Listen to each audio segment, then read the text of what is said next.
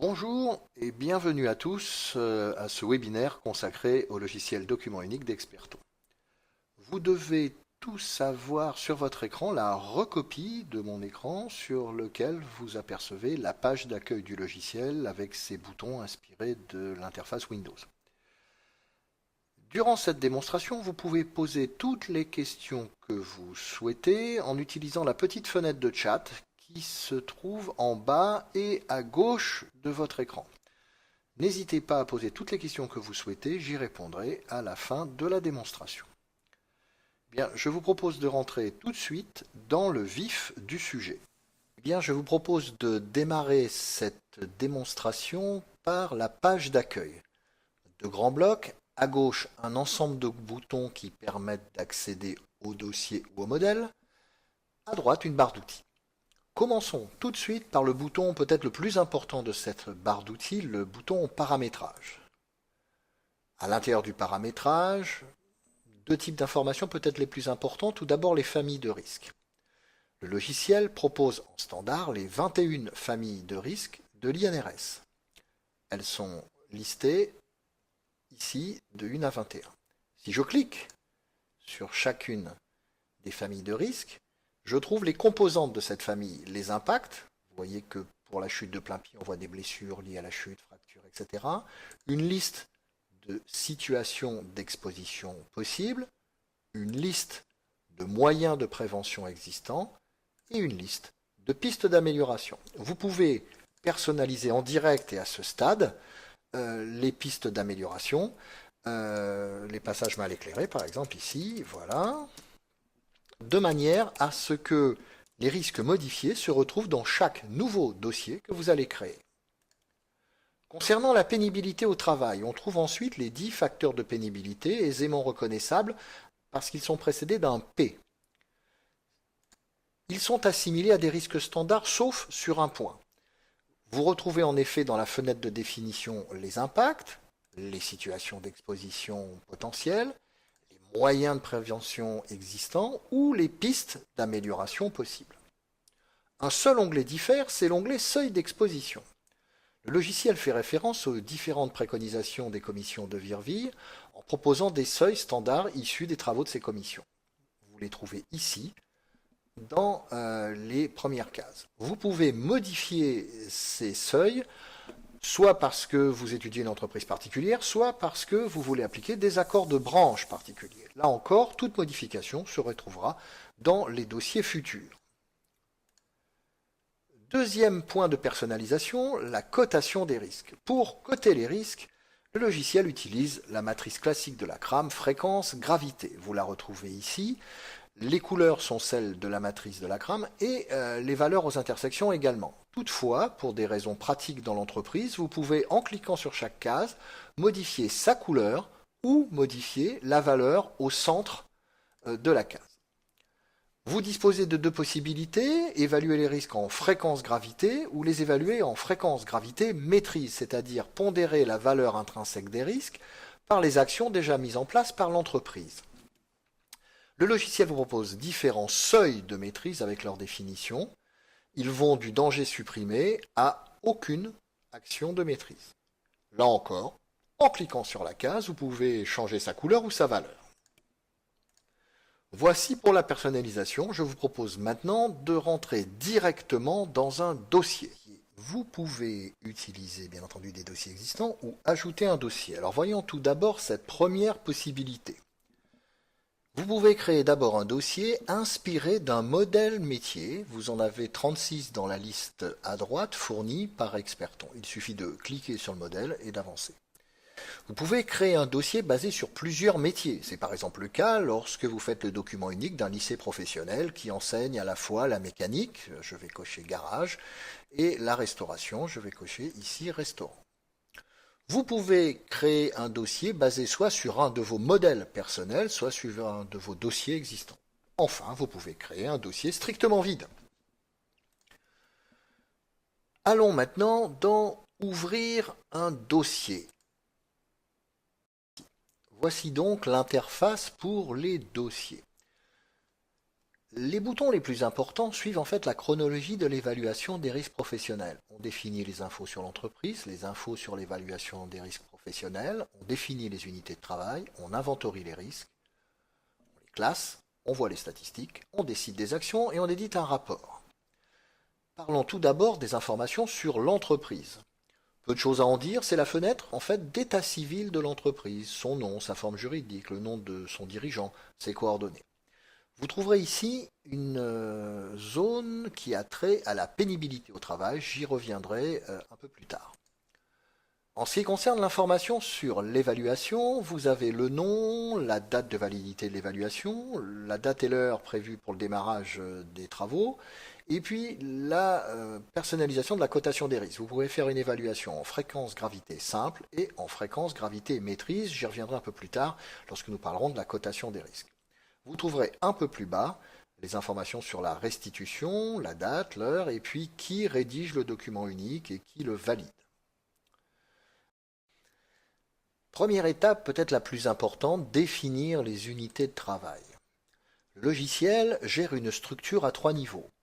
Le dossier, un niveau intermédiaire appelé bâtiment ou service, mais qui ne recouvre pas forcément un bâtiment physique. Ça peut être un service administratif, un service production. En tout cas de cause, c'est une découpe intermédiaire à laquelle on raccroche des unités de travail auxquelles seront rattachés des risques. Nous sommes dans une boulangerie, alors nous allons rajouter une unité de travail. Nous allons dire que nous avons dans cette boulangerie des livraisons quotidiennes, d'ailleurs nocturnes. Donc on va faire livraison, voilà. Hop, et vous avez l'unité de travail livraison qui vient de s'ajouter à la liste. Vous noterez ici des petits cadenas. Les petits cadenas signifient que, eh bien, il y a des risques associés à ces unités de travail. Si je supprime l'unité de travail, je perds les risques. Alors justement, parlons des risques. Inventorions et classons les risques. Je réduis ma fenêtre, voilà. Vous avez ici la liste des risques. Positionnons-nous sur les livraisons. Aucun risque défini pour le moment, nous venons de créer l'unité de travail. Par contre, vous découvrez en dessous la liste des fameuses familles de risques de l'INRS. Alors nous allons aller un peu plus bas, parce que dans les livraisons, évidemment, il y a des familles de risques. Route, conduite. Voilà, alors donc je clique, je retrouve la personnalisation que nous avons vu un peu plus tôt des risques. Alors je vais mettre en danger potentiel les livraisons nocturnes et le risque par exemple utilisation d'un téléphone portable. On va mettre peut-être accident dû à un état de fatigue important. Voilà, parfait. Un état de fatigue important, c'est la nuit. Situation d'exposition. Un véhicule peut-être mal aménagé ou mal adapté, peut-être avec des phares un peu... On va mettre phares en mauvais état. Donc voilà. Moyen de prévention, aucun. Rien n'est fait pour faire face à ce risque. Voilà. Piste d'amélioration, eh bien on peut mettre... voilà, vérifier que les véhicules sont en bon état. Voilà. Je clique ici, le risque vient d'être créé. Alors maintenant, nous allons le classer. Nous revenons à livraison, nous retrouvons notre risque, vous voyez qu'il n'est pas classé. 3 étapes, nous sommes en fréquence gravité maîtrise, je clique sur la colonne criticité. Je vais décider du score absolu du risque. Livraison quotidienne, nous sommes donc très fréquents. En cas d'accident, ça peut être grave, je clique ici, sur le 12. Voilà. J'ai coté mon risque. Qu'est-ce que je fais face à ce risque? Nous avons dit rien. Le véhicule est en mauvais état, rien n'est fait. Je garde la case aucune. Et ici, score final du risque. Comme il n'y a aucune action de maîtrise, le risque reste inchangé. Voilà, mon risque est coté. Il est tout rouge pour une valeur finale de 12. Avant d'aller dans les actions, un petit coup d'œil aux statistiques. Je réduis ma fenêtre. Voilà. Tout d'abord, la répartition des risques dans la matrice. 4 risques dans le rouge, 6 risques dans le jaune, 8 risques dans le vert. Où se trouve-t-il? Je clique ici. Matrice, famille de risques, bâtiment ou livraison. Ah ben voilà, livraison, route conduite, nous venons de mettre le doigt sur les risques les plus dangereux. Alors vous avez d'autres niveaux, d'autres informations statistiques, la répartition des risques par niveau de maîtrise, les cotations par famille de risques. c'est-à-dire en d'autres termes le nombre de vert, jaune, rouge par famille de risques, idem pour la maîtrise, et enfin des graphiques finaux qui résument tout ce que nous venons de dire.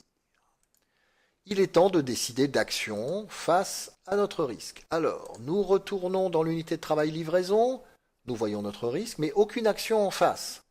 Je clique sur la petite croix verte et je vais ajouter une action. Vérifier que les véhicules sont en bon état, ça me plaît bien, copier. Qui va être responsable de l'action? C'est le responsable. Je vais mettre action forte ou critique. Et on va mettre ça au 1er janvier avec une date finale au 30 janvier. Allons-y. Voilà, l'action a été paramétrée. À ce stade, elle est non traitée avec un avancement à 0. Voilà. Vous retrouvez ici votre action. Lorsque nous avons beaucoup d'actions, il est utile de se rappeler leur contenu. Vous avez ici la possibilité d'éditer une fiche de risque. Je réduis mon Word, voilà. Cette fiche de risque peut être envoyée au responsable de l'action pour le prévenir de l'action dont il a la charge ou lui rappeler l'action dont il a la charge. Dernière étape, il me reste à imprimer mon document unique. Je vais dans la fenêtre Rapport. Le logiciel est très riche en type d'édition, document unique synthétique, c'est un mini DU avec beaucoup de graphiques, des matrices telles que nous les avons vues dans les statistiques. On peut éditer ici un plan d'action, des fiches de risque et la carte des unités de travail. Je reviendrai ultérieurement sur la pénibilité au travail. Alors, je vais lancer l'édition du document unique, nous allons le laisser faire et nous allons attendre le résultat. Voilà, le rapport est presque terminé, il est intégré, il est sauvegardé et on va pouvoir le charger et l'afficher en réduisant la fenêtre qui va s'afficher. Voilà, c'est fait. Alors, nous ne sommes pas dans Word, nous sommes en fait dans l'éditeur interne du texte. Vous pouvez ultérieurement exporter ce rapport vers Word ou en format PDF. Si je me transporte tout à la fin, alors je ne détaille pas le contenu du rapport, vous pouvez avoir des rapports d'exemple si vous nous les demandez. Je vais tout à la fin et je vais retrouver mon unité de travail livraison avec en effet mon risque et sa cotation, son détail, les moyens de prévention, les pistes d'action possibles et les niveaux de maîtrise, de gravité et de fréquence. Je peux maintenant, bien entendu, éditer le plan d'action. Je vais lancer l'édition du plan d'action et je vais retrouver, puisque c'était une action prioritaire, l'action que j'avais définie pour vérifier le bon état des véhicules à cause des livraisons fréquentes de nuit. Voilà, on charge le plan d'action, je réduis la fenêtre, voilà, et je vais ici, et que vois-je? Eh bien, mon fameux risque route-conduite, accident, état de fatigue important, action préventive, vérifier que les véhicules sont en bon état, qui est responsable, et les dates associées, son statut non traité. Voilà, nous venons très rapidement de voir j'aimerais dire, la cinématique générale du logiciel pour créer un document unique.